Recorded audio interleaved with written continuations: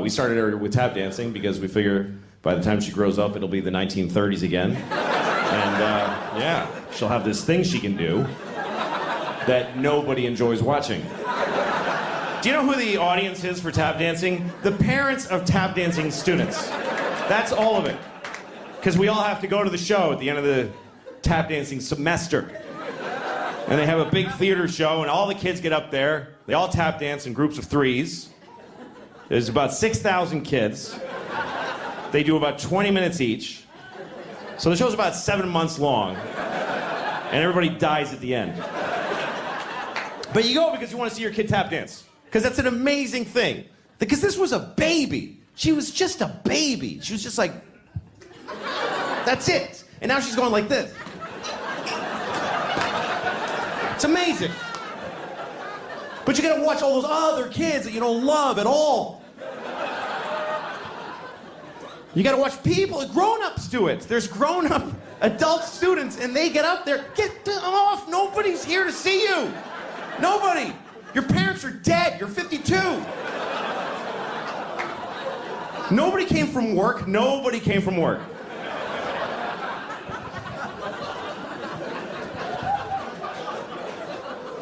I take her every Thursday to tap dancing. And we go up to the school, and she puts on her tap shoes, and she goes in the room. I don't go in there, and she tap dances, and I wait outside. Because it's 40 minutes. It's not enough time to go anywhere. So I just sit there and listen to... And she comes out, I'm tired of this. I don't want to go anymore. Good, don't. I don't want to bring you. Quit. Quit. I don't care. I don't push my kids into this shit. Because you got to do it too. I don't want to do it. Daddy, I'm tired of soccer. Soccer is out of our lives forever. With those words from thine mouth. Soccer is gone. I don't care. Don't go to school. I don't want to get up at 7. Don't do any of this shit, honey. I don't care. I have money. Just eat the food in the house. Stay home and eat. You and your sister don't have kids. I can cover all of us, and then we all die.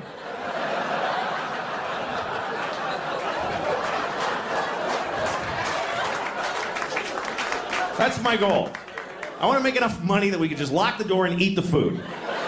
That's it. Daddy, what are we doing today? Go to the food room and pick something out and go to bed. That's all that's required of you. People overthink this life shit. People get all knotted up. I don't know what to do with my life. Like, I don't know, like, what I should be, or, like, I don't know. It's like, what should I, like, do with my life? Just get food, put it in the... Put food in here. That's it. Put food in here. Walk around and look for food. And anytime you see any food, put it in here. Just take it and put it in here. Later, when you feel pressure, shit out the shit in there. That's it. If anybody tries to stop you from doing either of those, murder them.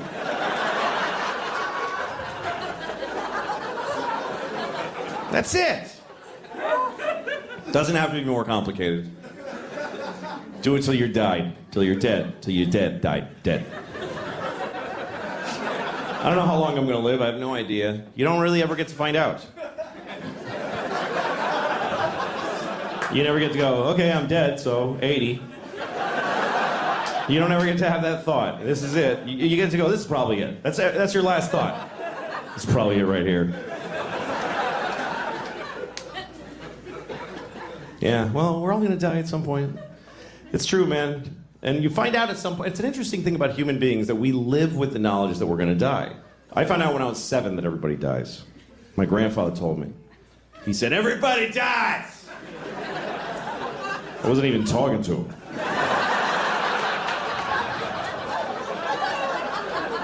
I was just trying to blow out the candles.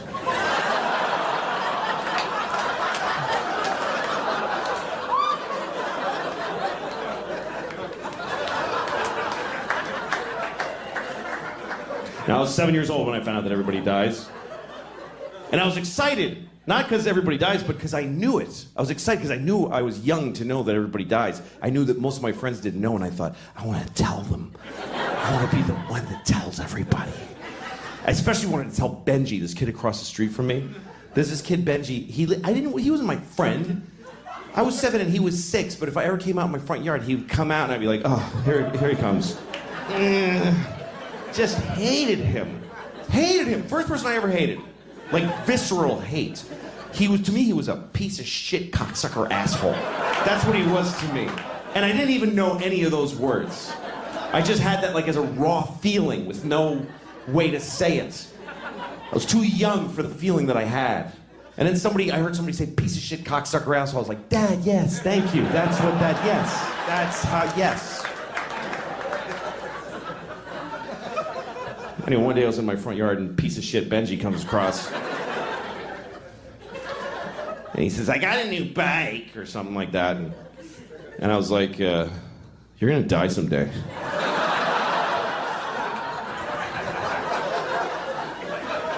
And he was like, what? No, I'm not. I said, yes, you are. Everybody dies. You're gonna die, and your mom's gonna die, and your daddy's gonna die. In that order.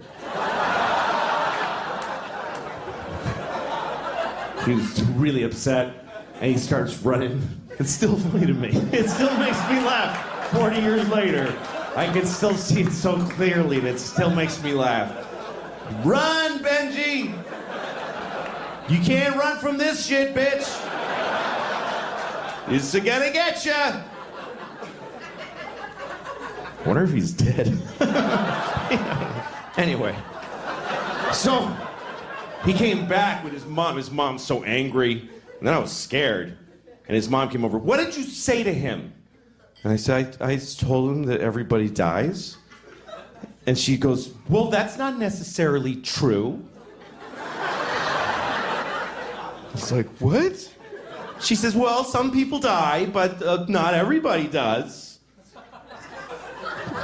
And I was so full of questions. I was like, what about Abraham Lincoln and George Washington? They're dead. But she said, yeah, that's because something happened to them. George Washington didn't take care of himself, and Lincoln got shot. But there's a lot of people alive from those days. And I was like, really? What about, like, Bible people? And she's like, yeah, we have to go. And then she left. Because I think she realized this is only going to get worse. She's not on a good side of this argument. And then I went to my mom. I told the whole thing. She was like, don't worry, that lady's a fucking idiot. Don't listen to her. My mom said, don't worry, baby. You're definitely going to die.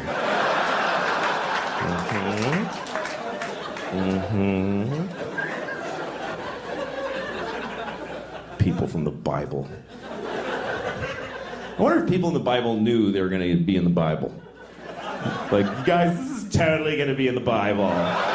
You guys are going to get in the Bible, everybody. I'm going to get my roots done so I look good for the Bible.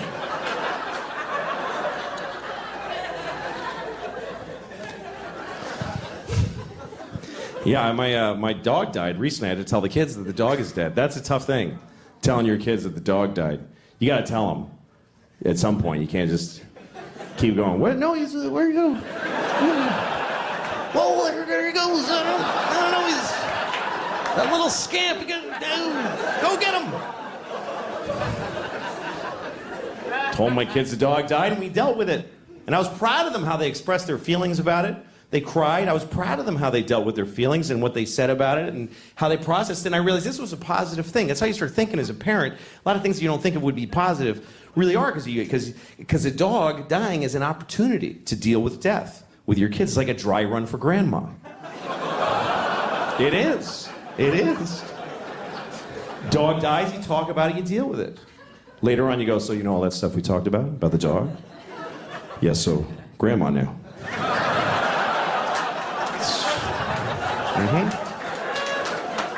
All the same stuff. That's right. All right, go brush your teeth.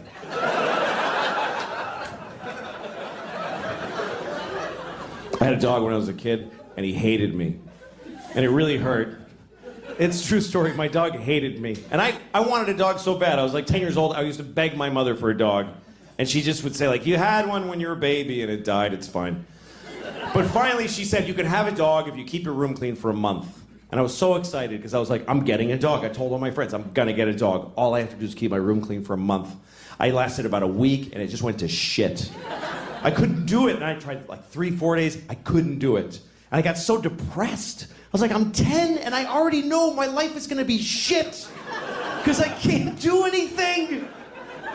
And finally my mom was like, well, get the dog. You're bumming everybody out.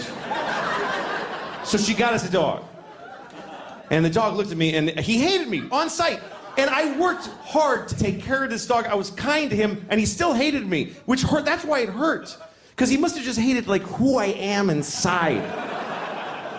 You could tell how he felt because he was very expressive. He was a terrier, you know, so he had eyebrows.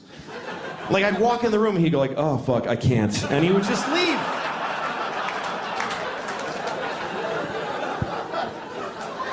I would take him for a walk and I had to use a leash and I didn't want to use a leash. I want to be one of those cool guys with a dog that just comes along. You know, those guys always got like a suede jacket with patches in it.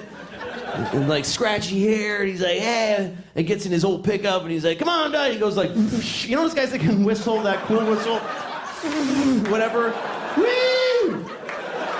And the dog jumps in the back, and they both get laid somewhere because they're both so cool. That's what I wanted.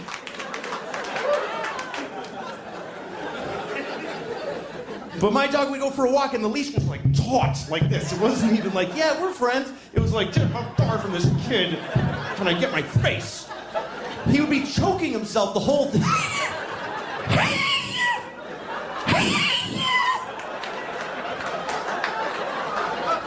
And if I ever like slipped and dropped the leash, he was like, I'm not your dog. He would just run. He would run like a slave. He would just take off.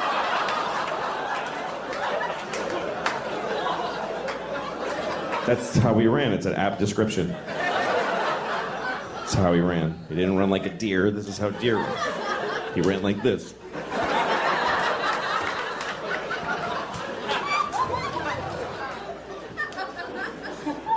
He ran away so many times, and then we got a call from the pound. Hi, we have your dog. And you could hear my dog in the background like, don't. Seriously? I told you I don't want to. I've never been a big animal person. Some animals I hate. Bats. I think bats are just disgusting. I hate bats. It's a rat with leather wings. You ever seen one and they like look around? It's like somebody, you know, they have a face. It's disgusting. Hate bats. And I'm sure there's a whole thing of, oh, did you know the bats make all the French toast in the world or whatever? I don't care. Hate them.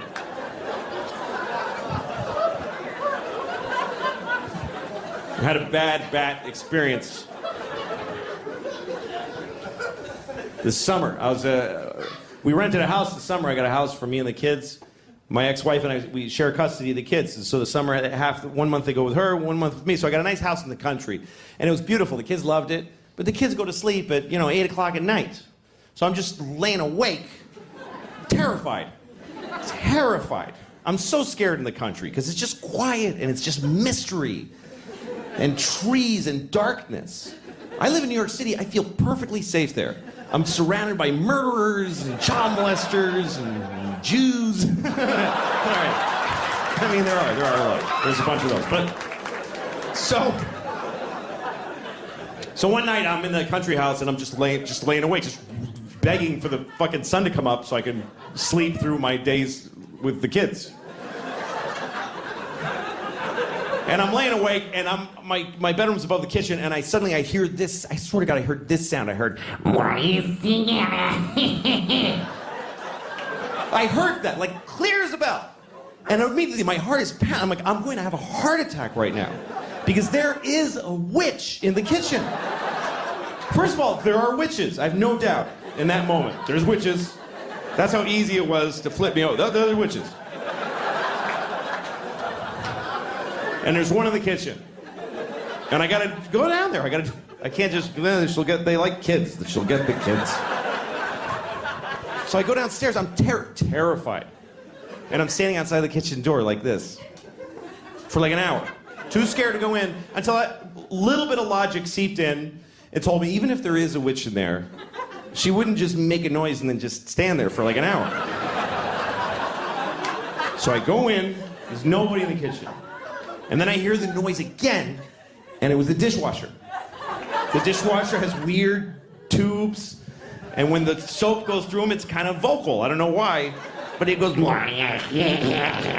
was the weirdest thing to watch my dishwasher do it. I was like, all right, it's cool, I'm fine, there's no witches.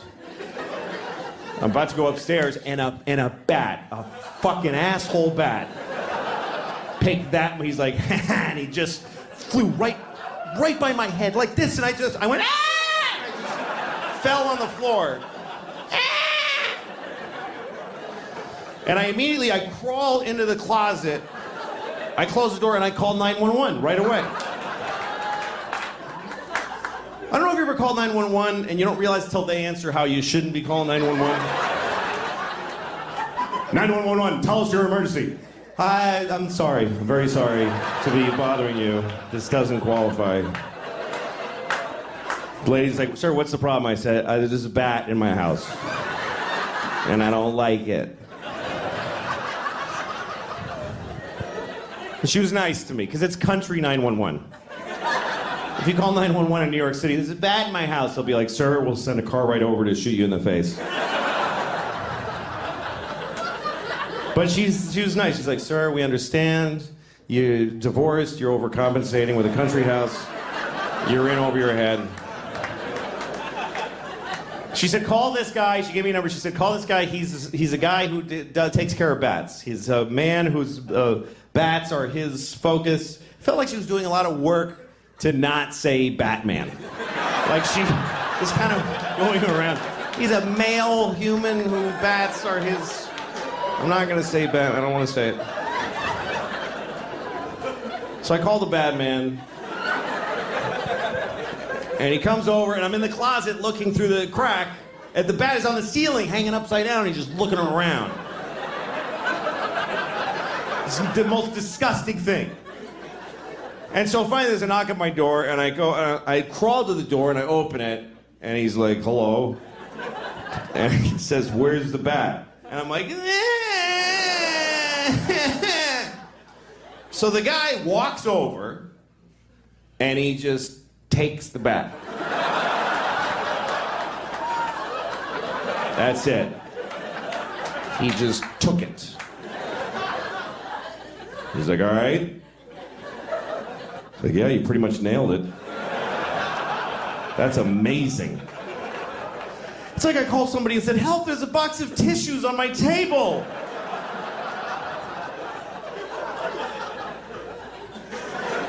Oh, thank goodness. What a relief to have a man in the house. Would you like some sweet tea?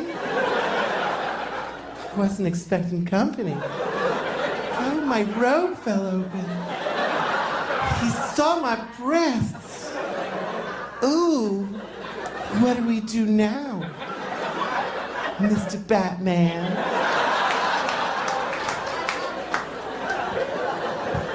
You know, I'm kind of grateful to that bat now.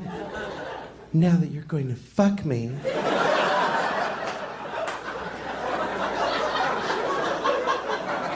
You're not? Well, all right, you can go then. I can't get out of it. I'm sorry. All right. I just like to keep doing that till the laughter stops. Just like, fuck, this is getting upsetting. What if I just did that for like 40 minutes? Well, if you weren't gonna help me, then why did you come over? I'm alone here all day, and I hardly can handle it anymore. All right, okay. So, no, don't do that. Don't do that. I was I was in New York one time. I was on the subway platform, and I saw two rats, and they were fucking. And I never saw that before. I'm like, oh shit, there's two rats fucking right there. And so I watched them. Because you can watch rats fuck. It's not a big deal. You don't have to go like...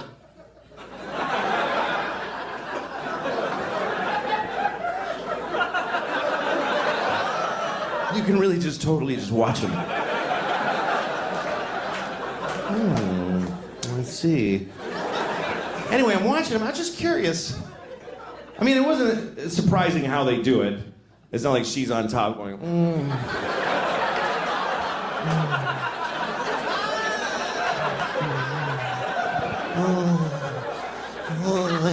thank you. I love it.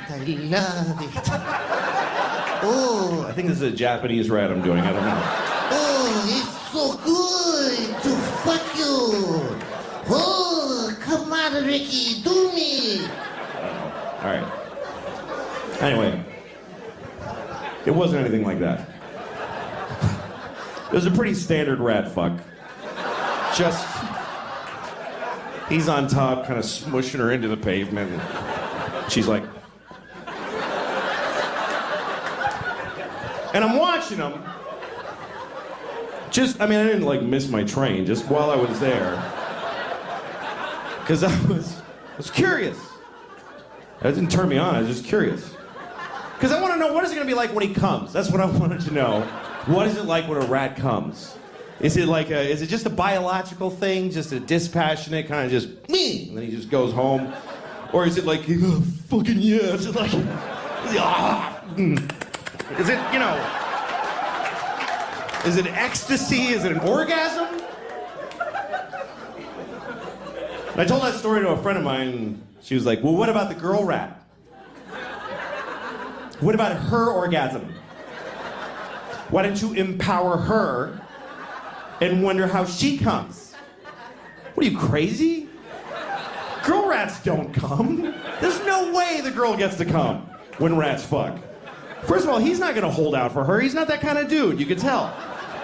He didn't give a shit. He's gonna fuck her and leave. He doesn't even know her name. He's not sitting there waiting for her and trying to think of things to not come, like giant garbage bags with no food in them or whatever. And even if he did, she's on a subway platform in front of people. She's not gonna be able to get to that place, that inside place that girl rats need to find their orgasm. Because I know what girl rats need. I know how to make a girl rat come. I do. You just pick them up and hold them upside down and you just...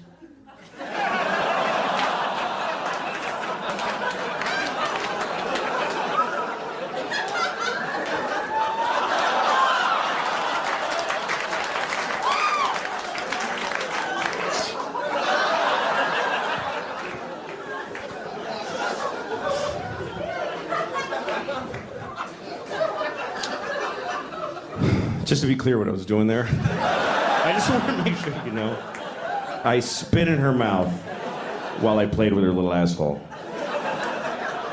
Don't judge her, that's what she likes. I did it for her.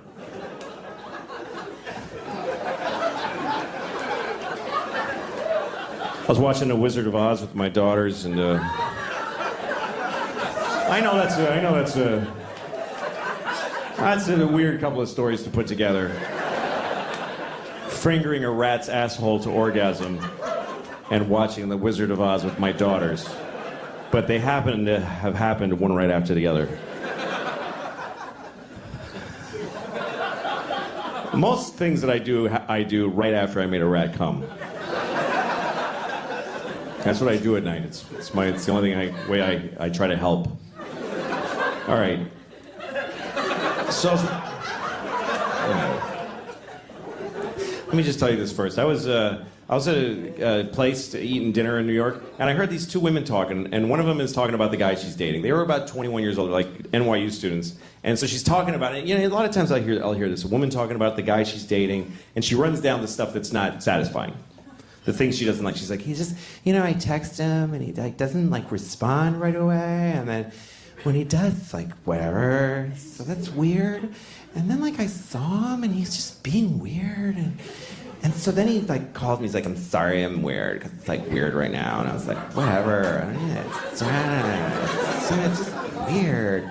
And then I'm listening because I want to know, what is her friend going to say? I want to know what kind of friend she has, And her friend just says, he's a piece of shit. He's a piece of shit. He's not good enough for you because you're amazing. You're amazing. So he just can't handle how amazing you are. And I remember thinking, that is a shitty friend. That's not a good friend. That is not a good way to approach life. I'm amazing. And anybody who doesn't text me back just can't handle how amazing I am. I mean, she's a student. She's not Nelson Mandela. She's in college. I'm sure she's fine, but you're amazing the way you take classes. What is so amazing? She's kind of boring, he's kind of a douche. It's fine. They're fine. You need to know that you're boring a little bit. It's important. Self-love is a good thing, but self-awareness is more important. You need to once in a while go, I'm kind of an asshole. You have to have that thought once in a while, or you're a psychopath. Like when you say to a friend of yours, you're being an asshole, and they're like, no, I'm not. Well, it's not up to you if you're an asshole or not. That's up to everybody else. You don't get to say no to that. You're an asshole. No, I'm not. Oh, sorry. I thought, okay, I'm glad I checked. I guess you're not. If somebody tells you you're an asshole, you should go, oh, shit. All right, what happened? How did I get here? It's like somebody saying, you got something on your face. No, I don't. It's like America. I feel like America is like the world's worst girlfriend. America is like a terrible girlfriend to the rest of the world. Because when somebody hurts America, she remembers it forever. But if she does anything bad, it's like, what? I didn't do anything. America, why do you keep bombing those people in Yemen and all these? It's because 9/11, okay?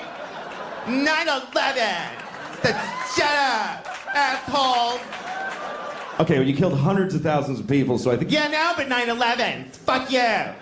You didn't understand. Yeah, but you're torturing people. It wasn't even torture. Oh my God. He's such a baby. I didn't even do anything to him. I'm saying this about women because I'm a guy. Women might say this about that. This is what guys like. That's just what it's like, because I think racism and sexism are very different. To me, racism is just a mistake. It's like just an error. It doesn't really make any sense. We could just do away with it. But sexism isn't going anywhere.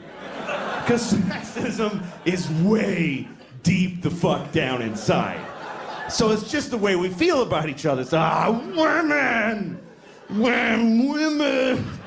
Women! Women! Women!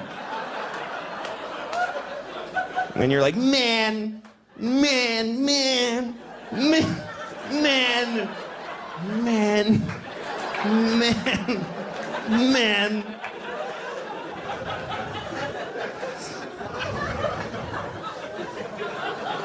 Anyway, so I'm watching The Wizard of Oz with my daughters. Is that enough of a palate cleanser? All right. I'm watching The Wizard of Oz.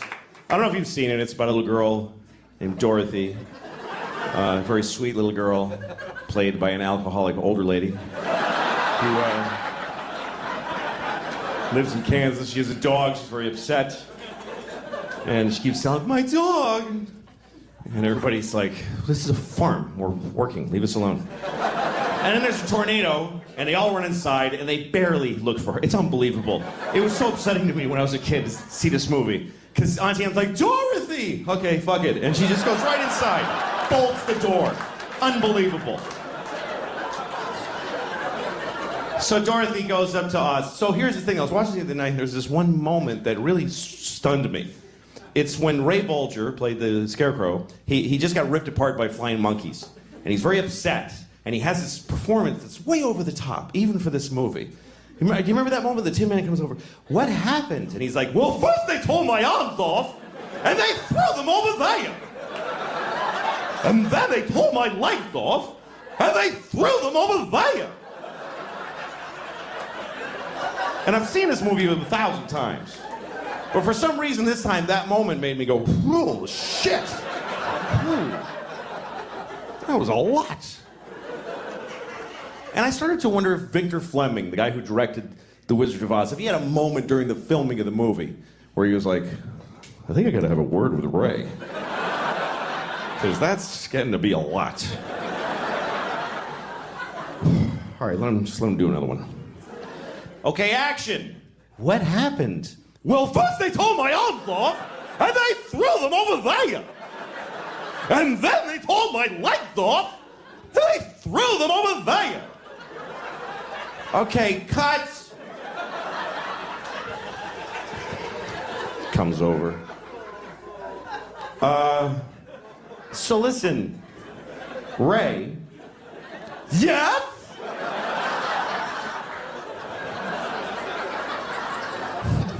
Nah, you're fine. You guys have been great. Thanks a lot for coming. I hope you enjoyed it. Thank you very much. Thank you.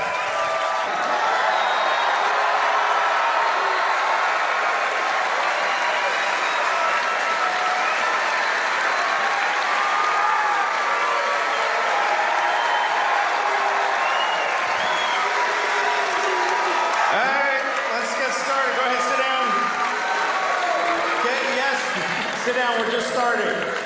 There's no opening act. Fuck it, let's start. Let's just start. Get your seats. Get your beers, everybody. Go ahead. Sit down. Kill the house lights. Let's just start. Let's just start a show. There's no point in screwing around.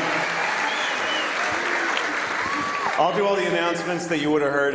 Please turn off your cell phones. I mean, you can take pictures, but turn off the flash. That's stupid, because it's not, you know, like when you're watching the World Series and there's all, like that, like your flash is lighting Yankee Stadium. Just leave your flash off. If you have, don't yell out during the show. If you have something you want to say to me, totally, this is what we do. We write it down, and then you go outside in the lobby, and then you go home and you kill yourself. Because that's selfish. This is a rhetorical performance. It's got nothing to do with you. Don't text or Twitter during the show. Just live your life. Don't keep telling people what you're doing. Just because also, it lights up your big dumb face. It lights it up. I see this beautiful sea of darkness with then just one guy. So don't do that. What else? No Jews. I think they said that earlier, but they told me I have to say it. Jews aren't allowed. If you're Jewish, this is a good time to go. If you see somebody kind of Jewy looking, then please tell an usher, and they will. Sir, come on. Let's go. Come on. Let's go.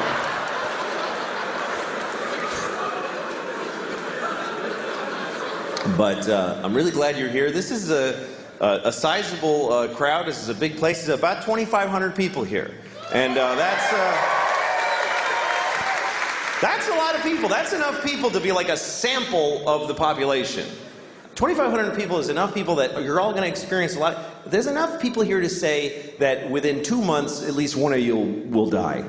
I'm just saying, I think it's probably accurate to say that out of any random group of 2,500 people, not all of you are going to make it to Christmas. Unfortunately, there's going to be at least one of you here tonight is going to ruin your family's Christmas by dying a shitty death. And I don't know who it is, I'm sorry.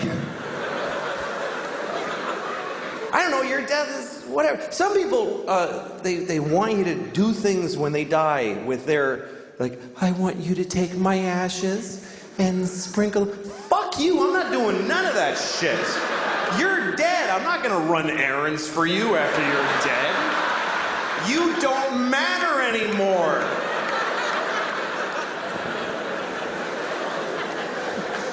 Some people try to do something, noble with their bodies. They try to have their bodies have some use after they're dead, which I think is a good thought. You're only borrowing your body. You're only borrowing everything. If your body's worth anything when you're done with it, you should pass it on. That's something I really believe. I mean, I'm not going to do it because I don't want to. Ew, it's mine. I have a lot of beliefs, and I live by none of them. That's just the way I am. They're just my beliefs. I just like believing them. I like that part. They're my little believies. They make me feel good about who I am. But if they get in the way of a thing I want, or I want to jack off or something, I fucking do that. But some people take their body. My grandmother, she, just for the layman, my grandmother, she gave her body to a medical school, so for it to just be examined and dissected, which is a good thought for that. But they're her survivors, or her family. That was a person. That was my grandmother. She used to wear glasses and say things.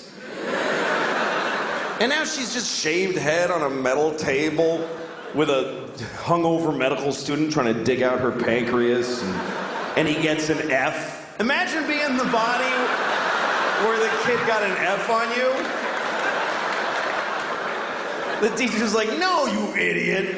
And he writes F on her tit with a Sharpie and just throws her down a chute on a pile of F body.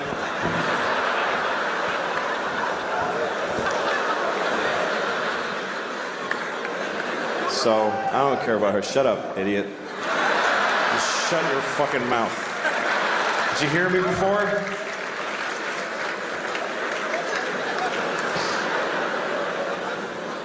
Okay, so what am I going to do with my body? I'm going to die, and I got to tell people what to do with my remains. And I have an idea for something to do with my body, or for other people to do with it, that will do good in the world. And it doesn't exist yet as like an institution, but I'm going to create it, starting with my body. And what it is, it's a place where you can go and be with a dead body, and you just do whatever you want.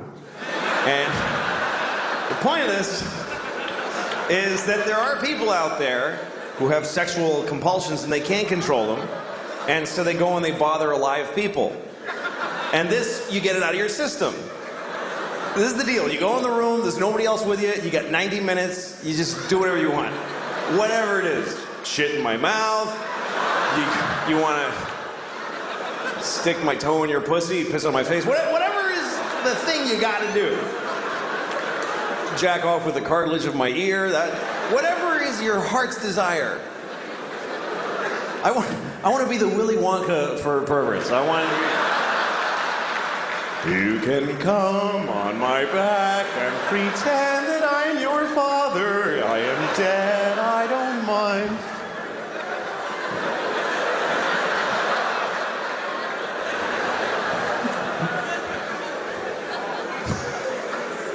Well, sexual perversion is a problem.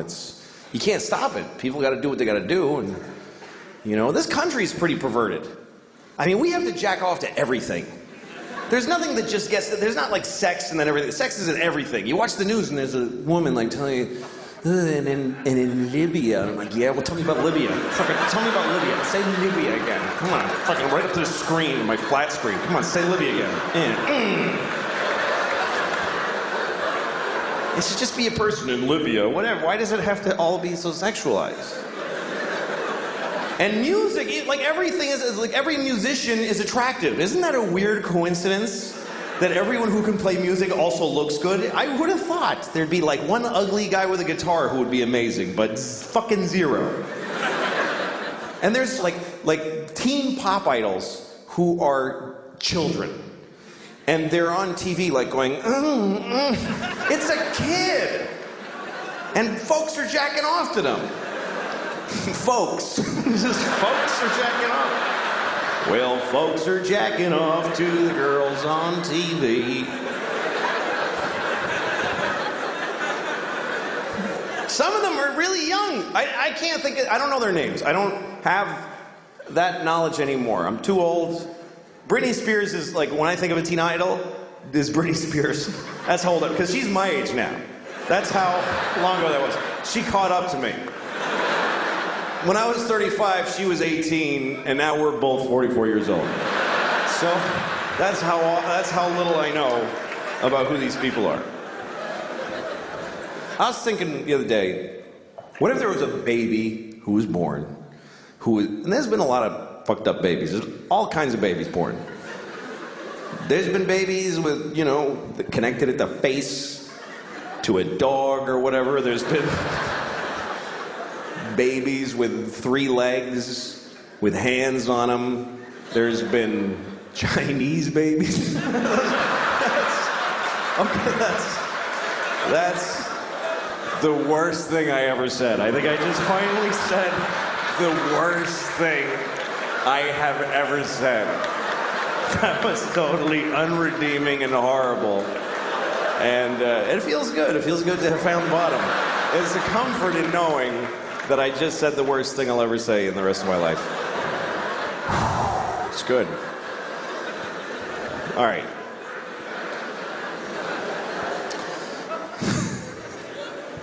Yeah, I'm not a good guy. I am not. I wish I was a good guy. I like the idea of being a good guy. Sometimes I have an opportunity to be a good guy, but then I don't necessarily do it. I was on a plane once, and I was flying first class because I had a thing. I fly first class. Who cares? Just, that's the way it is. I'm not like you. I'm not. All the things you do, I do a better version of all those things. And it's only for another year at the most, believe me. It's not gonna last. It's been about 8 months, I got a year left, and then I'm back to being just like you. But for now, it's pretty good. So, I'm in a first class seat, and first class is so crazily better. It's so much better. You get a bigger seat, you get food, but also you get to sit, and first, you get to sit before anybody else does. They sit you down, and you get to just sit there with champagne and watch all the sweaty, just miserable, all the single moms hefting their stroller and the kid. And you're like, oh, that looks heavy and nobody's helping you. That's a drag. And you get to just...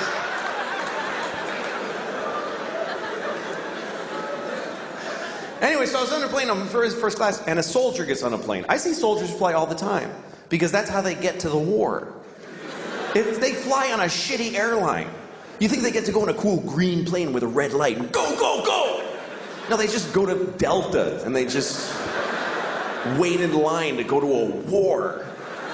And they always fly coach. I've never seen a soldier in first class in my life. It could be a full bird colonel. He's between 2 fat guys in coach. And they're always nice. I've never seen a soldier get on a plane like, hey, I'm in the army. Fuck you. I have a gun. They're always like, oh, yes, sir. Thank you very much, ma'am. It's like having an extra flight attendant. They help everybody put their shit up. They're awesome. And every time that I see a soldier on a plane, I always think, you know what? I should give him my seat. It would be the right thing to do. It would be easy to do, and it would mean a lot to him. I could go up to him, hey, son. I get to call him son. Hey, son, go ahead and take my seat. Because I'm in first class, why? For being a professional asshole. I'm in first class because I talk about babies with big dicks. That's what got me my seat. This guy is giving his life for the country, he thinks, and so he has to sit. But that's good enough. That's good enough. The fact that he thinks it. I'm serious. He's fucking told by everybody in his life system that that's a great thing to do, and he's doing it. And it's scary, but he's doing it, and he's sitting in this shitty seat. And I should trade with him. I never have. Let me make that clear. I've never done it once. I've had so many opportunities. I never even really seriously came close. And here's the worst part. I still just enjoyed the fantasy for myself to enjoy. I was actually proud of myself for having thought of it. I was proud. Oh, I am such a sweet man. That is so nice of me to think of doing that and then totally never do it. At least you should be good just to the people, just turn a good face to the people that you see in life. I don't do that either. Because when I get in the elevator in my building, that's my first contact with human beings always, after being home and just being disgusting for hours. Then I come out in the elevator, and there's always a guy in my elevator who's nice, and I hate it. I get really upset when people say nice things to me. That's not a good impulse. I get in the elevator, and there's always this one guy who he sticks his face right in the front of his fucking head, and he just floats it out there like a big balloon, you know? Hey, how's it going? I get upset, I get cagey, I get this weird impulse that I want to come on his face. I don't know why that's the thing, but that's what I think about, is that I wish I could just secrete cum without the sexual workup, like, as a defense, you know, like a squid or a skunk. Not sexually, I mean aggressively. Hi. Jesus, man. You just came in my eye. I just want to go downstairs. I don't want to talk.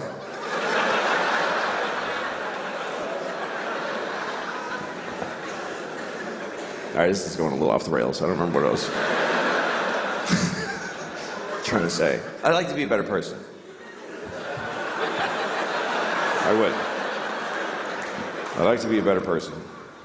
And I think I'm getting worse as a person.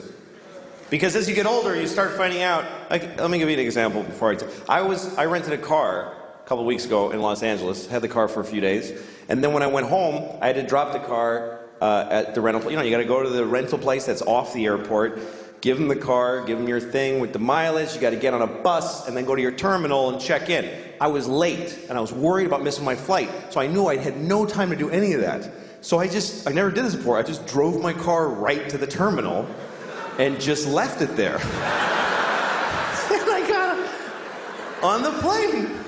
And once I was on the plane and I had a little moment, I called Hertz and I said, hey, listen, your car is sitting out in front of Terminal 4 and the keys are in it. So that's where it is. And the guy was like, you can't do that. You have to return it to this location and then get... And I go, well, I didn't do that already. And now I'm leaving California. So if you want your car, you need to go to that place where it is.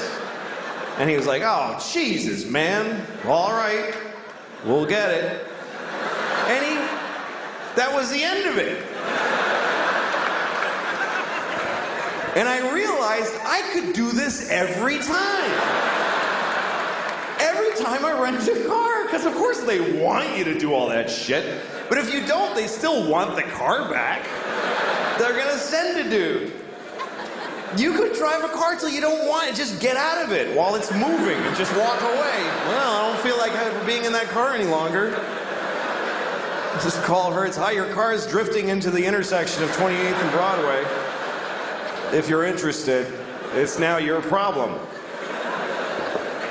But see, this is a terrible realization. Because you should act in a way that if everybody acted that way, things would work out. You should, because it would be mayhem if everybody was like that. And most people kind of don't care. Most people are very selfish. Most people don't give a shit what happens as long as they get to do their favorite thing. People don't even want to back off from their favorite thing. They won't even do their second favorite thing. Like, you ever seen somebody like they're at an intersection and they want to make a left, but they're in the all the way right lane because they messed up. So now okay, here's the guy. He's in the right lane, and there's a lot of cars, like 6th Avenue, like a lot of cars, and he wants to make that left. So what does he do? He just does it anyway. He just goes ahead and he just shoves his car through everybody's life without any... And everybody's beep, honking and outraged, and you always see the guy go, I have to. There's no other possible thing I could do. What else could I do except go up one more block and then go left and take 4 seconds? That's not my favorite way, though. That only meets 99% of my criteria. But I'm selfish. I would like to be a better person because I got kids. And I want to, pass on a better... But sometimes it's not clear what the right thing is to do. Like one time I threw a candy wrapper on the street. And I didn't do it like, yeah. I just... Yeah, take that shit straight. I did it because I was, like shaking. I wanted the candy.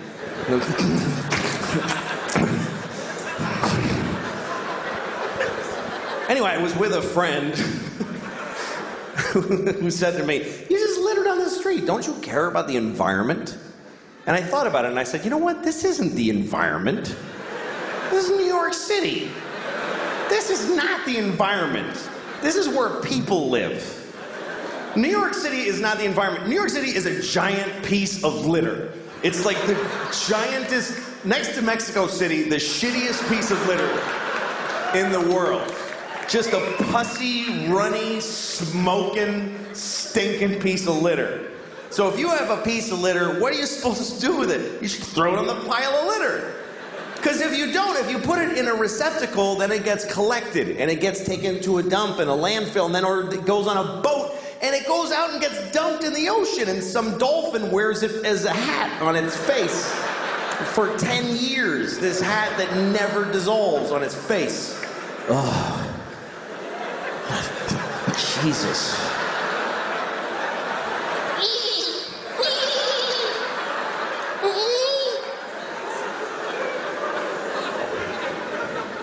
I mean, everything that we introduce to the world is shitty. Meaning white people. Because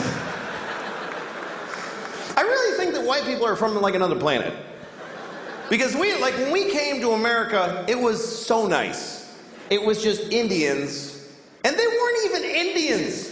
We called them that by accident, and we still call them that. Like we knew in a month that it wasn't Indians, but we just don't give a shit. We never correct it. We came here and they're like, hi, and we're like, hey, you're Indians, right? And they're like, no. No, this is India, right? No, it's not. It's totally other place. You're not Indians? No. Ah, you're Indians. You're Indians for hundreds of years after. We ruined everything here. This was it was just coast to coast, just green and brown and beautiful. And all the humans were just walking around with painted faces, just walking, and they'd be like, "Ooh, that looks yummy," and they just eat from the ground, and then they'd sleep on the grass, and they'd wake up and they'd fuck, and then they'd go for a swim and do a little dance. That was the whole continent, was just folks doing that. I mean, there was people in Mexico cutting off kids' heads and rolling them down the pyramid stairs. But that's always going on. What are you gonna, you can't do a whole lot about that. But I think we came from another planet, and the reason is because we don't like it here. I mean, why, if we're from here, if we belong on Earth, why aren't we comfortable on Earth at all? We need nice, smooth surfaces and right angles, and we need it to be cool and not too hot, just perfect. Like, when it's hot, why wouldn't we just, fuck it? Why wouldn't we be like that if we belong here? And it's weird because people that aren't, whatever you call there's environmentalists, and then there's people who are whatever. They just hate environmentalists. But that's what people get angry at environmentalists, because they think they're slowing down the economy and creating restrictions. And a lot of these people are Christian. A lot of these people are very devout Christians. And that's such a confusing thing to me, that if you believe that God gave you the earth, that God created the earth for you, why would you not have to look after it? Why would you not think that when he came back he wouldn't go, what the fuck did you do? I gave this to you, motherfucker. Are you crazy? The polar bears are brown. What did you do to the polar bears? Did you shit all over every polar bear? Who did this? Who spilled this shit? Who spilled this? Come over. Did you fucking spill this? What is that?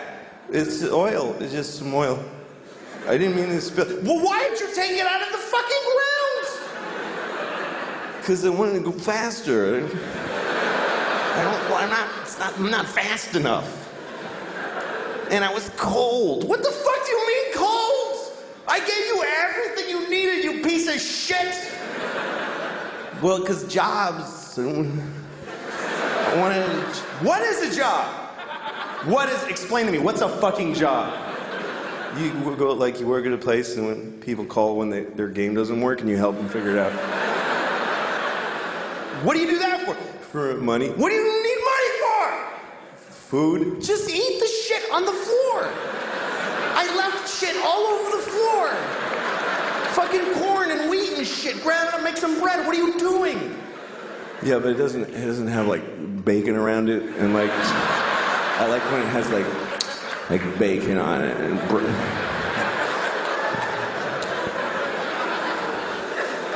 I watched somebody do that the other day after a meal. They went, oh, it was just mwah, mwah. And I started wondering, what does that mean? What does that signify? Mwah. I think what it means is that you ate something so delicious that you then kissed somebody on the asshole and their asshole exploded.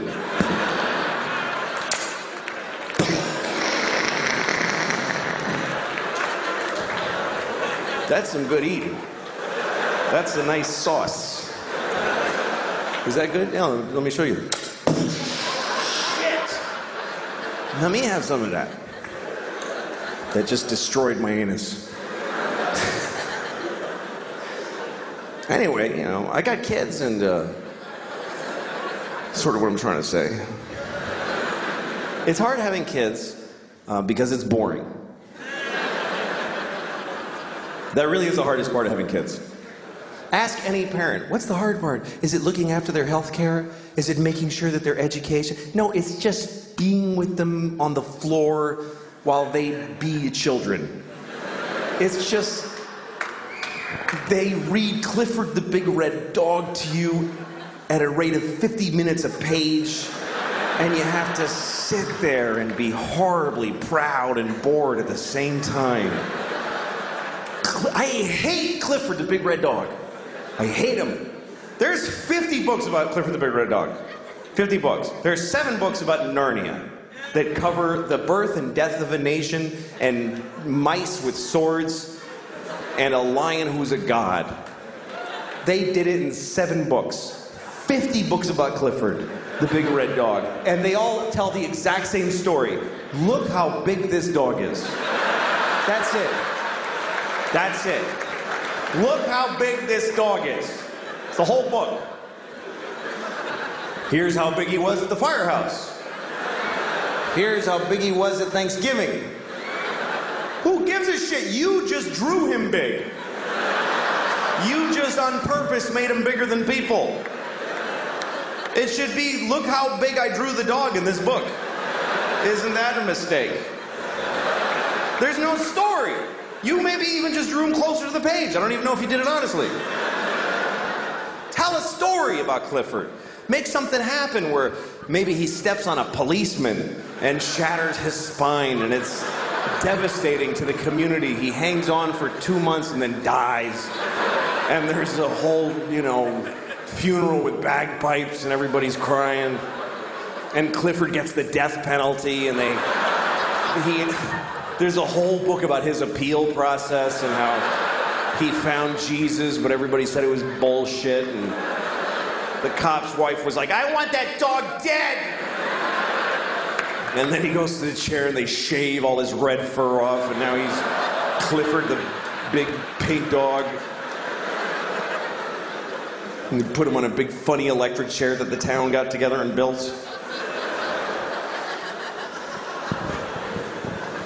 Boring having kids. You gotta play kid games. You gotta play board games. Little kid board games where you and you go tick, tick, tick, tick, tick. You got a 6, honey. 1, 2, 3. It's just here. Just go here. It's just. Daddy, I'm learning. I know you're gonna grow up stupid because I'm bored. I can't take it, baby. I can't watch it. I'm bored more than I love you. Come on. My girls are 6 and 9 now. They're actually a really exciting age because they're learning to do some cool stuff. I play Monopoly with my kids. That's really fun. My 9-year-old, she can totally do Monopoly. The 6-year-old actually totally gets how the game works, but she's not emotionally developed enough to handle her inevitable loss in every game of Monopoly. Because a Monopoly loss is dark. It's heavy. It's not like when you lose at, Candyland. Oh, you got stuck in the fudgy thing, baby. Oh, well, you're in the gummy twirlios and you didn't get to win. But when she loses at Monopoly, I gotta look at her little face and I go, okay, so here's what's gonna happen now, okay? All your property, everything you have, all the railroads, your houses, all your money, that's mine now. Gotta give it all to me. No, give it to me. That's right. And no, you can't play anymore, see, because even though you're giving me all of that, it doesn't even touch how much you owe me. Doesn't even touch it, baby. You're going down hard. It's really bad. All you've been working for all day, I'm gonna take it now, and I'm gonna use it to destroy your sister. I mean, I'm gonna ruin her. It's just mayhem on this board for her now. When you have kids, you also have to belong to kid and parent culture. You have to know a lot of parents and a lot of other kids. You have to hang out with other kids. Sometimes they're not even kids you know. Like when I go to parks with my kids, I play with them. I play with my kids. Some people don't do that. They neglect they just take their kids to the parks so they don't have to talk to them, and those kids kind of glom onto our shit. Like I'll be sitting at the park playing a fun game with my kids, and then there's this woman over in a bench and she's got her phone, she's just staring at her phone. And her kid's like, Mommy, talk. Just leave me alone. I'm trying to cheat on your father. Stop it. And then the kid comes up to us, can I be in your family? It's creepy. One time I was at a swimming pool with my kids, a public pool. And I had my daughter, my 6-year-old, on my arm like this. She was like clamped on, and she's kicking. It was so much fun. And then she got off, and another random child just clamped on her. It's like a rat. Get off of me. But I love you. I don't know you, kid. Stop it.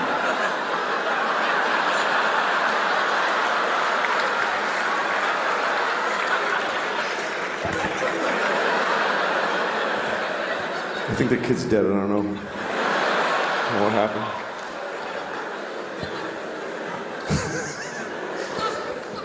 Some kids in my kids' class, I like some of those kids. Some of those kids are cool. They come over to my house. They play with I like them. Other kids I don't like, especially little boys. Little boys in my kids' class, I hate them. I hate little boys. I'm like the opposite of a pedophile. I just hate... There's one kid in my daughter's class who I hate so much. And it's really fucked up because I'm 44 and I hate a 6-year-old. I mean, I hate him. With a grown-up, preoccupying hate. I've thought about him 3 times since I came out here. That's how much I really hate this kid.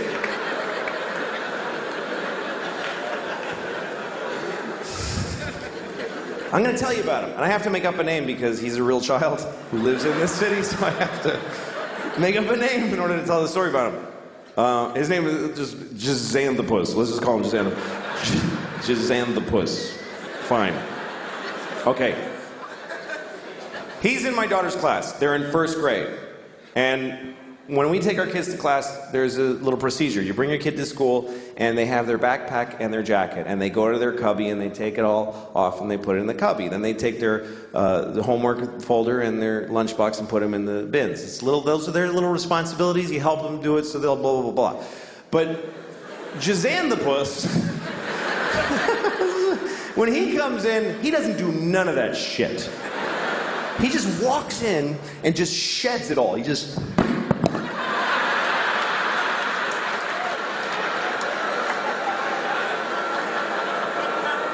And his mom, his weak piece of shit mom, picks it all up. I hate his mother. Because you hate a weak parent when you're a parent. Because it's like, you're raising Hitler, motherfucker. Do your job. Get in there. If our parent group in our class were a platoon of soldiers, she'd be the one that we'd put soap bars and socks and... We'd frag that bitch in her sleep. She would wash right the fuck out. She wouldn't make it. When Jazan the puss drops his shit, this bitch picks it up. She doesn't, she just goes, I'm Sam the puss. He does, I'm just doing a thing. I'll get it though, and then I'll put it all in the bins for him. And she puts it all away for him, which frees him up to punch other kids in the face. Because he's a shitty, horrible, violent child. One time I was at school, and I was volunteering at recess. It's something that you do, you know, if you're a good parent, about once a month or whatever it is, you go to school, and you just stand there, you watch recess, you masturbate, whatever you want to do. All right, that is now the worst thing. That's the worst thing now. Now that's the worst thing I ever said. Okay. All right. Okay, we'll find it. I mean, you could. It's a public school. Nobody would even give a shit. But I haven't thus far. Hasn't gotten that bad. Anyway, I'm watching Recess, and Recess is a trip. If you've never been to Recess, it's intense because it's like the universe. Like, you know, if you watch the ocean crash waves on the beach for a long time, you start feeling like you're understanding how everything works. That's what Recess is like, because every natural chaotic energy is represented at Recess.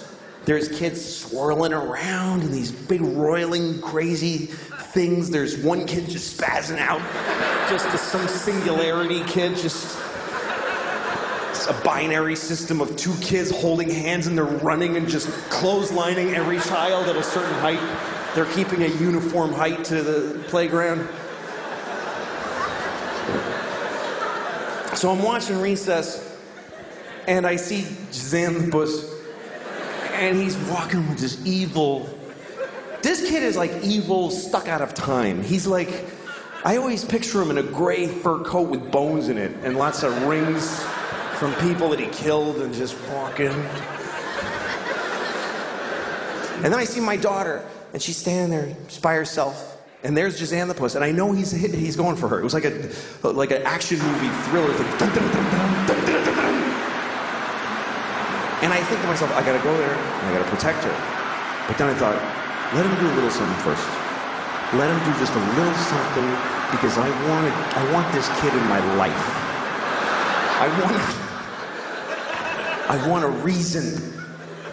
I want aerial photos of him doing some shit to my family that I can bring to the UN and get authority to waterboard this little motherfucker. I want to get him on a flight to Venezuela with an envelope on his head and duct tape and all that shit.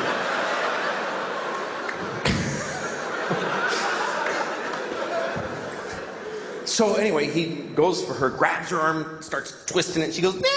I run over. I'm just knocking kids over. I run, grab him. And I look in his little face and I go, listen to me, Sam the puss.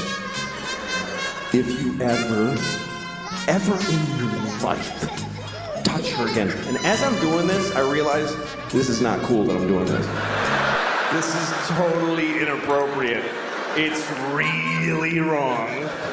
It's way over the top. It's too grown up. I mean, it's like he's a drug dealer in my building that I finally fucking... This ends now, motherfucker. I will cut you. I don't care.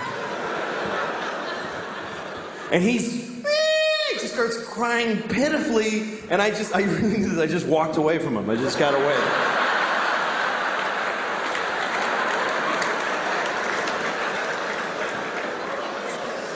And then all the teachers, everybody that gathers around, what's Jazan the puss? What's wrong with you? And he's like, and he couldn't articulate it because he's not getting educated. Fuck him. I was there going, yeah, you could have told on me, bitch, but you're too stupid now, which is your own fault. You future ditch-digging piece of shit. Oh, I'm gonna love watching you grow up into nothing, motherfucker. I'm gonna watch it, and I'm gonna fuck your mom and not call her, too. I'm gonna ruin her summer. I'm gonna fuck your mom twice and then never call her. And I don't know your dad because he ran out on you, but I'm gonna find him, I'm gonna turn myself gay, and then I'm gonna fuck him too. I'm gonna suck his dick so good that he just has to change his whole life. And I'm gonna move into a place with him in the village for a couple of months, and totally he'll cut off ties to all his life and start wearing cutoffs that are really tight, and and then I'll go to some Christian turn you not gay place, and I'll come back and go, what's wrong with you, faggot, and make him feel bad inside. Like, what has he done?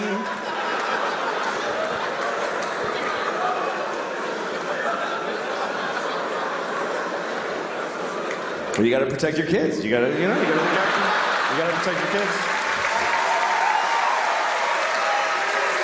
You gotta do it, man.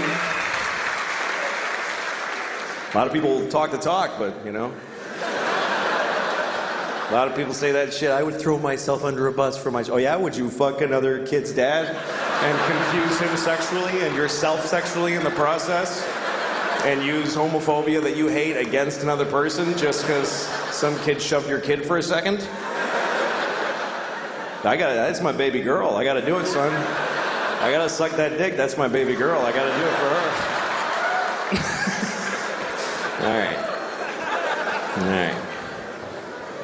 All right. I hate that child. That's what I'm trying to say. I've been thinking about my memories because I have kids now. And my kids are at an age where I remember being their age. I remember being a 6-year-old. I remember being a 9-year-old. And that's a big threshold that my kids have crossed, is that I remember being their age. Because when you're raising kids, you're not raising the kid in front of you. You're raising the grown-up that they're going to be later. And I was a kid once. When they were babies, I didn't really relate to them because they're babies. A baby is not going to remember shit that is happening to it. If you have a baby, keep it alive and enjoy yourself. But really, the baby it's not going to matter. A baby is not accumulating anything. It's like an Etch-a-Sketch that you shake every day. It doesn't matter. You go up to your baby, you can go up to your baby's face every day and you fuck you, baby, like right every day, it wouldn't matter. Hey, baby, dude, yeah, baby, yeah. You do that every day, wouldn't matter. I mean, they'll grow up with a general sadness inside, but they won't actually remember. Why? And memories are weird because memories get distorted by who you are now and who you were when you experienced them. Like, I remember when I first started doing stand-up, I was living in Boston, and there was one club that was owned by a gay guy. And my memory is that guy was always trying to fuck me. That's my memory. I've carried it for 20 years. There was a gay guy tried to fuck me all the time. And recently I caught up with an old friend of mine from those days who I hadn't seen in years. And we started talking about different people, and he brought him up. And I said, that guy always used to try to fuck me. And he goes, he did? And I was like, yeah. And he goes, really? Did he like take you to his house or something and really try to physically? No, it's just that he, you know what I mean? He's trying to fuck me all the time. And he's like, well, did he say that he pushed you and, say stuff all the time and make you uncomfortable? No, it just was. And as we went through it, finally the truth that came out was the whole story really was there once was a gay man. That's it. That's really what happened. He was gay, I was 19, and now he tried to fuck me all the time. Like, I went through life with that.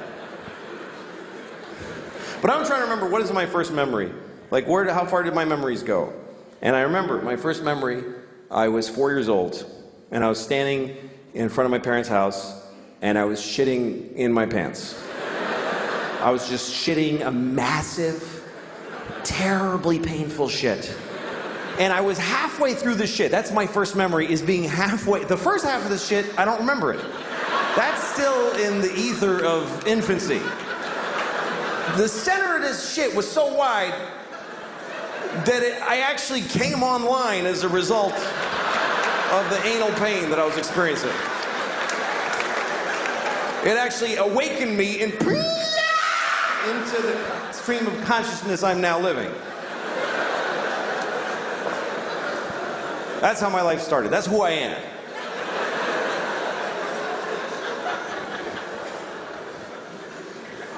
A lot of my memories I don't like. I don't like, when I was a teenager, I hated all that time. I hated being a teenager. And then I discovered drugs. And then that's all I gave a shit about. I don't know how I'm gonna tell my kids. How the fuck do you compete with that? How do you take a miserable person with no control over their lives and tell them with a straight face, oh, you can't do drugs. You can't do that, baby. All drugs are a perfect solution to every problem you have right now. How do you beat that? Drugs are so fucking good that they'll ruin your life. I mean, that's how good they are. I can't do drugs now because I'm 44, and I can't hook it up. I can't make that happen. If you're 44 and you want to get high, you gotta hurt your back. That's pretty much the only option you have. Hurt your back, get some Percocet, and then you go, I'm gonna get a babysitter and take 3 at a diner. Like, just sad. I'm a little drowsy, woo!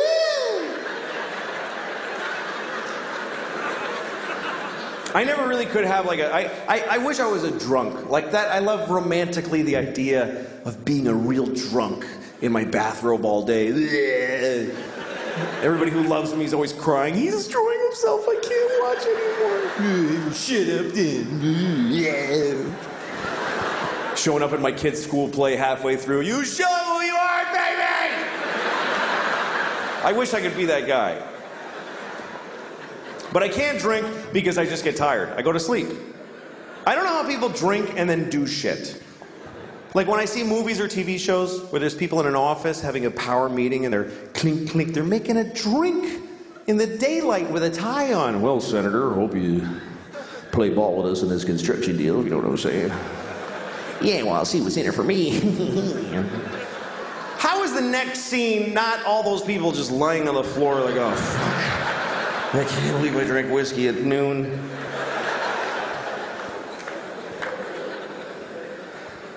I can't smoke pot because it's the same thing. I'm too old for it. Sometimes young people come up to me after shows. Hey, do you want to smoke some pot? I'm like, can I get my portion to smoke without you alone later? Because I don't want to stand in a parking lot with some 20-year-olds. Last time I got high, I was in Kansas City, and I got high because I was in Kansas City, and it was shitty. So after the show, so these kids that worked at the club, they're like, you want to smoke some pot? I'm like, yes. So I'm standing in a parking lot with these kids, like 20 years old, and we're smoking a joint. And I'm taking huge hits, because I had no idea.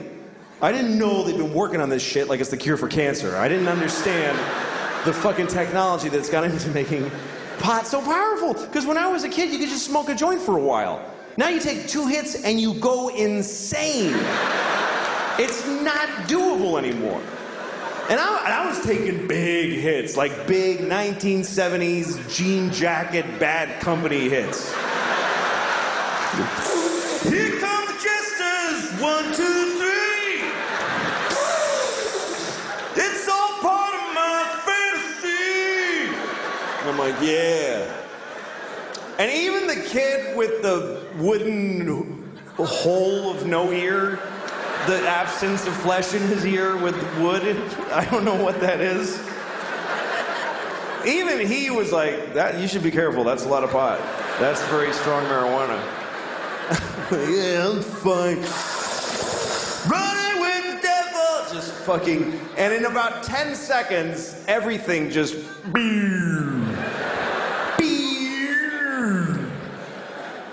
and I'm like, oh shit. This is an ordeal now.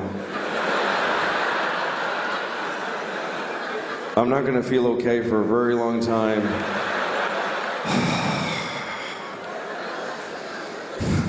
And everybody's just standing around and talking, and I'm hoping, like I'm really hoping that I look like this.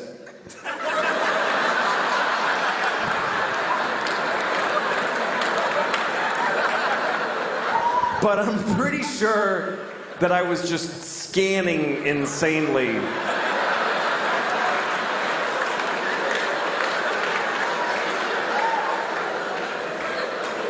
I was actually counting, like, look at her for 5, 4, 3, 2, 1. Switch to him. 5, 4, 3, 2. Randomize. Don't go in the same direction. 5, 4, 3. Nod your head. That looks like you're listening if you nod your head. Ha ha ha. And at one point I realized I need to get out of here because the air is hitting my arm weirdly and they can tell.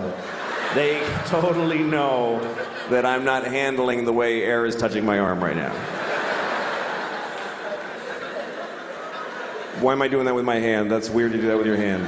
Nobody stands like this. Nobody stands like this. Just fucking, no, that's that's weird too. That's crazy. Just, shit. I gotta go. But I didn't know how to leave because I had this dilemma. We're all standing in a perfect circle facing each other. And I thought it's gonna be insane if I just I'm one person with my back now. Do I just back away like this and hope that they fill in? And then I thought, no, say something. Say something out loud to them that smooths the transition of you leaving. Okay, what do I say? Pick a thing to say. Goodbye. That's a nightmare. That's just goodbye. That's just noises. Finally, I walked away and I said, I'm leaving! And I know it was that bad because they all went, oh, shit, okay, all right. Whoa. Like, I'll never see those people again as long as I live. And then I had to get in a car. I forgot that I had rented a car, and I have to drive back to the hotel. And I'm driving on this highway in Missouri. And at one point I realized, I think it's been about 25 minutes since I looked out the front window of this car. I've just been dealing with shit directly in.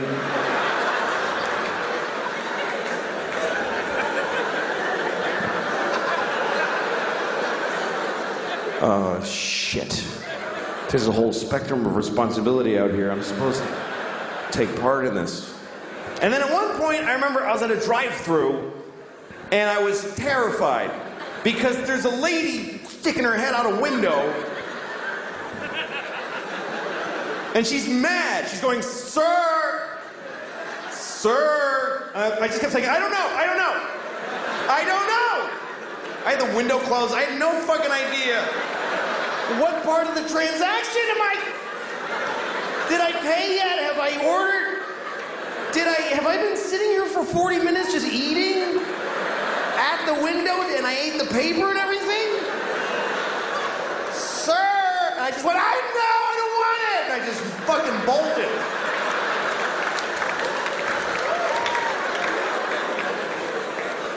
So I can't do that anymore.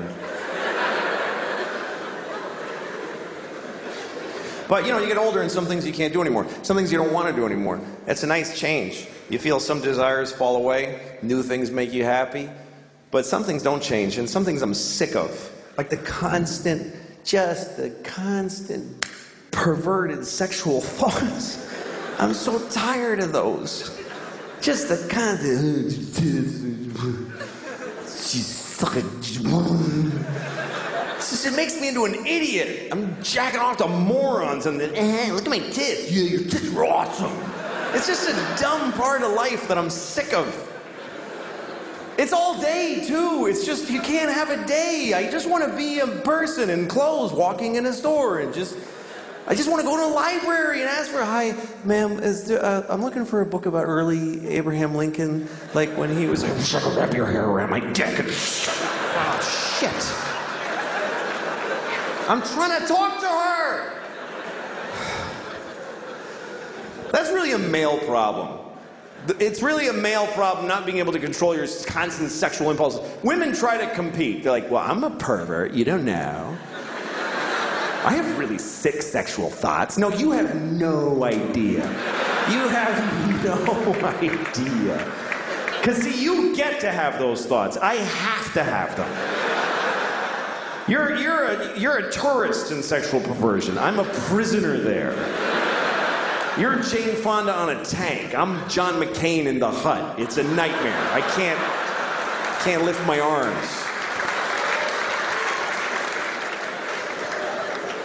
And for, you know, men, sex is such a constant thing.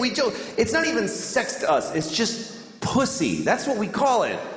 Pussy. It's such a, it has nothing to do with women. It's not about girls or chicks like it was in the 50s. There's no guys anywhere in the world saying, let's go meet some chicks and kiss them on the mouth and see what happens. There's none of that. I sure would like to have a girl, my arm around a girl. This, Vanessa, I love, no, it's not. It's just pussy. Pussy. It's not even a pussy.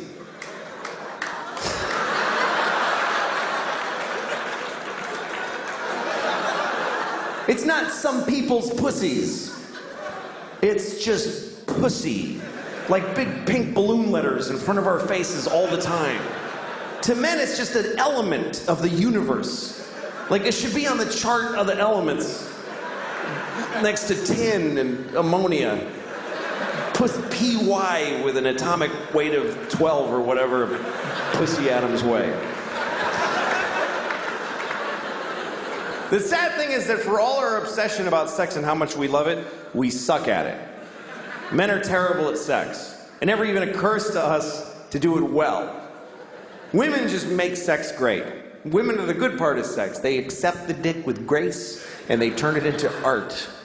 Or they climb on and they ride. They go for a ride. Men don't, we just climb on.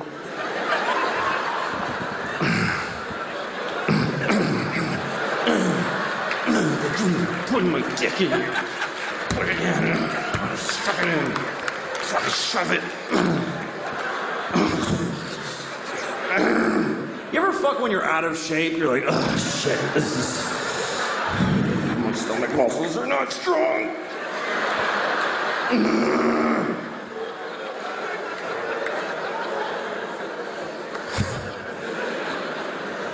We're so bad at sex, and then we wonder why women aren't like really aggressive about sex. We think it's because they don't have as much desire as we do. That's how stupid men are. That we think they're just weird. Women are like fucked up in the head because they don't want to just fuck all the time. If I was a woman, I'd just fuck everybody. Why don't they want to fuck all the time? I do. Of course you do, because when you fuck, you get to fuck a woman. When she fucks, she has to fuck a guy.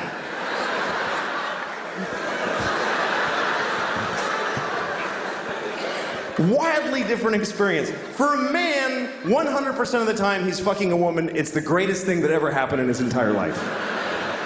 For a woman, about 40% of the time she's being fucked by a guy, she's thinking, I'll get over this in a week. It's not the worst thing. I'm not gonna cry this time.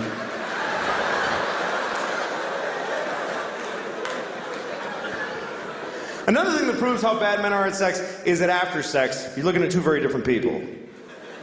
The man just wants to lay there and be cool, and the woman wants to cuddle. Something that men love to make fun of women for. They always want to cuddle. It's so needy. I already fucked you. Just let me watch the game. Yeah, I'm so cool. What are you thinking about? Shut up. Leave me alone.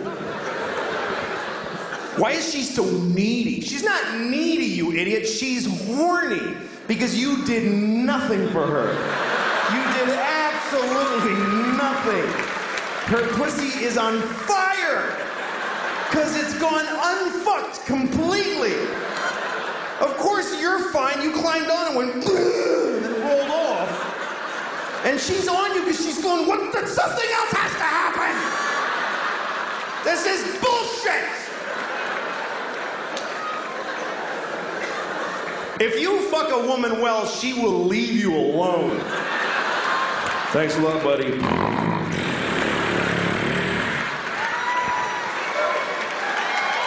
Thanks a lot, folks. I hope you enjoyed the show. You guys were great. Thank you very, very much. Good night.